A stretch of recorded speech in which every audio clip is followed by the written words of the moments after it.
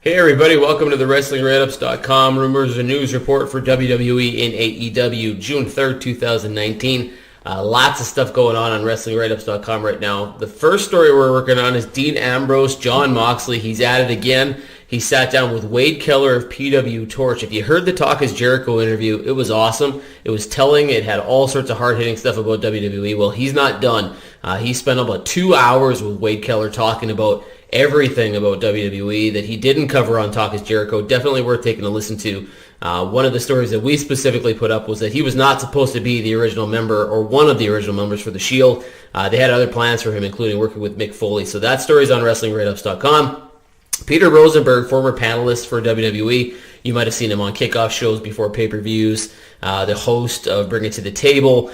He's no longer, if you've noticed, with WWE. He slammed them pretty good just for their lack of use of him and the show Watch Along. If you've ever seen that show, it's not great, but Rosenberg goes into great detail about how bad that show is. So that was an interesting story that we did as well. Triple H just recently came out and said that the August 31st date for the NXT UK pay-per-view was not done as a slant or shot against AEW All Out, which happens to be on the same day.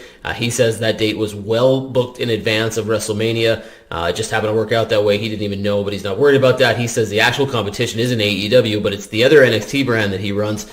So that was an interesting story that we did too. And of course, if you watched on social media yesterday, R-Truth lost the 24/7 title and then won it right back from Jinder Mahal. I'm sure they'll talk about that tonight on Raw. Don't forget to check out the Smart Marks of Wrestling podcast. Drops on Anchor FM, Google Podcasts, Apple Podcasts, anywhere that you can find your podcast platforms. We'll see you there, and until tomorrow, we'll see you later.